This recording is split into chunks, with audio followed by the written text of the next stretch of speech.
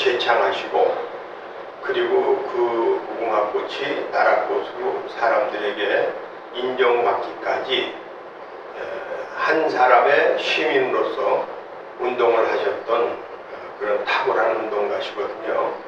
무궁화가 나라꽃이라고 하는 것은 이 무궁화가 가지고 있는 특성이 생명력이 상당히 강합니다. 그리고 번성하고, 그래서 우리 민족이 이 무궁화처럼 이런 강인한 정신력을 가지고 우리의 역사를 만들어 왔다, 이렇게 이제 가르치시고, 또 동시에 우리가 개화기에 서구 열강을 비롯해서 중국과 러시아 그리고 일본의 침략이 눈앞에 왔을 때 무궁화의 정신을 가지고 우리가 힘을 모아서 함께 힘써 일하면 반드시 자주독립국가를 세울 수 있다 하는 운동을 하신 분이시거든요.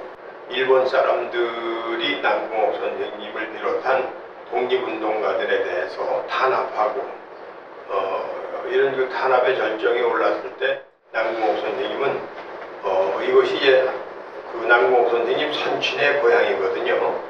그래서 당신의 고향이기도 한 이곳으로 낙향을 하셔서 여기에서 돌아가실 때까지 끝까지 독립운동을 하셨던 그런 장소입니다. 그런데 바로 그 남궁옥 선생님이 돌아가시기 전에 유언으로 남기신 말씀이 바로 여기 있는 이 말씀이에요. 내가 죽거든 무덤을 만들지 말고 과목나무 밑에 묻어서 거름이 되게 하라. 나는 죽어서도 민족의 독립을 위한 거름이 되겠다. 이런 말씀을 남기신 거죠. 우리가 무궁화를 나라꽃으로 한 이유에 대해서 생각하게 될 때 쉽게 이해할 수 있는 시가 몇 편 있어요. 그 중에 하나가 김혜성이라고 하는 분이 쓴 시인데, 목숨은 시열에 넘쳐 계절을 넘고 피는 꽃, 은은히 맑고 점잖은 그 꽃들은 빛발친데 나라꽃 한겹인의 어리 깊게 높게 얽힌 꽃이라는 시입니다.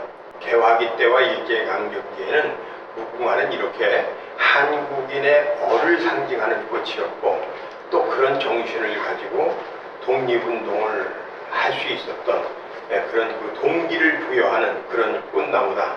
무궁화 노래를 많이 작사하셨어요. 그래서 사상가로 불려졌는데 독립운동가로 불려진 거죠. 그 중에 하나가 무궁화 동산이라는 노래인데, 이 노래는 일제강점기에 들어서기 바로 직전에 1998년에 그 독립문에, 서대문에 있는 독립문을 새로 지을 때 정초식 때 배제학교 학당 학생들이 불렀던 노래입니다. 기념식에서.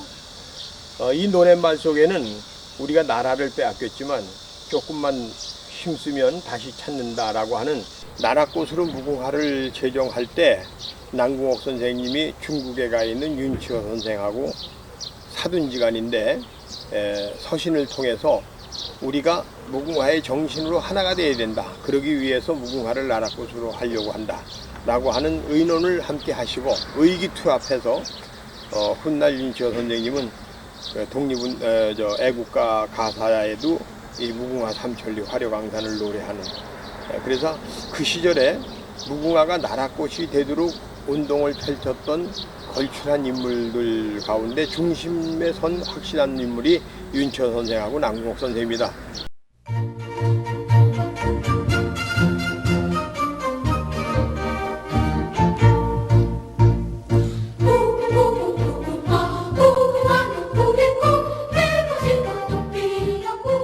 저는 강릉박씨 그 종중에 있는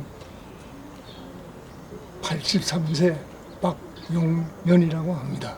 방독리 무궁화나무는 일본 강점기 때에 말살 정책에 의해서 무궁화나무를 모두 다 없애올 때에 우연하게도 이 나무가 강릉박씨 제실 안에 있었기 때문에 외부에 노출이 안 됐던 걸로 생각합니다.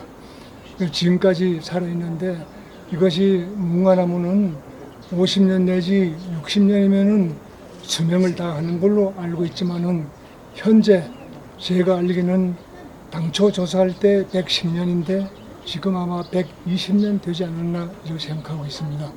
그리고 매년 8월 15일 되면은 이 나무가 아주 꽃을 잘 피워가지고 저희들이 굉장히 감개무량하게 이렇게 생각하고 있는 우리나라의 대표적인 나라 꽃입니다.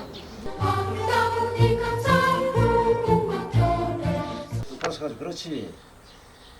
우리 강릉지방에 수령이 120년이 넘는 무궁화가 있다는 것이 너무 자랑스럽고 내가 강릉에 살면서 자긍심을 느끼고 행복합니다. 이 나무는 저쪽 큰 나무가 고사할 걸 생각해서 저희들이 씨를 받아가지고 다시 심어놓은 나무입니다. 예, 무궁화는 위도상으로 우리나라하고 같은 위도에 있는 나라들이 다 무궁화의 원산지예요. 그런데 이제 학명은 시리아 히비스커스라 그래서 히비스는 미의 여신을 이름하는 거거든요. 커스는 닮았다. 그래서 미의 여신을 닮은 꽃이다. 이 무궁화를 나라꽃으로 한 나라는 우리나라밖에 없어요. 이 무궁화를 나라꽃으로 해서 무궁화꽃이 폈습니다. 나는 이제 술래잡기 놀이도 있지 않습니까? 그게 서구 열강들과 일본과 중국, 러시아들의 침략 앞에서 어딜 쳐들어오냐 이놈들아 한번 맞짱 떠보자. 예, 그런 운동입니다. 이 운동이. 그런데 그런 우리 대한민국의 정신을 가장 잘 나타내는 무궁화는 많은 무궁화의 종류 중에 이 순백의 무궁화를 얘기를 하는 겁니다. 아주 이 단심이 없이 이제 백색으로만 아주 순결한, 고결한, 고상한 민족의 정신을 담고 있다. 여기 홍천 무궁화 수목원은요 2017년에 개원을 했고 무궁화를 테마로 한 주제원이 여러 가지 있고 또 수목원이다 보니까 1000여 종 이상의 식물들이 식재가 되어 있는데 이제 아무래도 테마가 무궁화다 보니까 무궁화의 품종이 굉장히 많이 식재가 되어 있습니다. 여기는 시설 부지 포함해서 한 10만 평 정도 되고요. 매일 요즘에는 2,000명 정도 오시고 매월 한 10,000명에서 20,000명 정도 오시는 편입니다.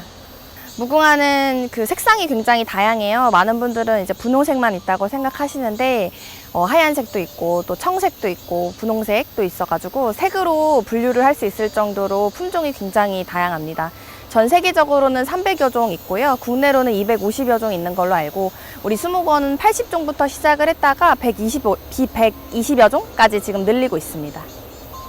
무궁화가 색상이 굉장히 다양하기 때문에 앞에 보시면 배달개라고 해서 맨 위에 첫 줄은 하얀 색깔 무궁화고 둘째 줄은 백단심개라고 해서 단심이 있고 꽃잎이 하얀색, 그리고 홍단심개는 아까 자단심개랑 거의 일맥상통해요.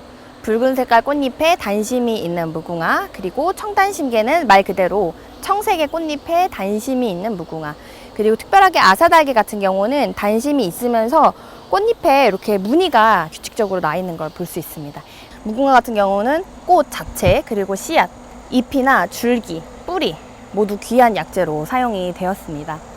옛날에 동의보감이나 중국의 본초 강목 이런 많은 문헌에 기록이 되어 있고요. 이렇게 문의를 해주시는 분들도 많습니다.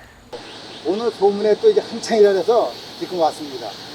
근데 와 보니 참 처음 본 무궁화도 많고 그래서 구경을 자주 오는 편이에요. 요거 한서는 남궁원 선생님이 지어주신 말 그대로 한서 배달개 한서입니다. 12품종을 삽목을 해서 품종 있는 것만 관리하고 있습니다. 열리지라고 이렇게 해서 백단신개하고 홍단신개하고 두 가지 이렇게 붙여서 이게 성공을 한 거죠. 이거는 2년 된 품종이 있는 거고요. 저 짝으로는 금년에 삽목한 겁니다. 12가지 품종 중에 제일 애착가는 게 삼천리입니다. 꽃이 크고 우리나라꽃 무궁화 삼천리 강산에 나오는 그 꽃입니다. 이게 고양산 정상에 있는 무궁화 나무가 고사될 위기에 생겨서 그 나무를 살리기 위해서 씨앗을 따다가 파종을 한 겁니다.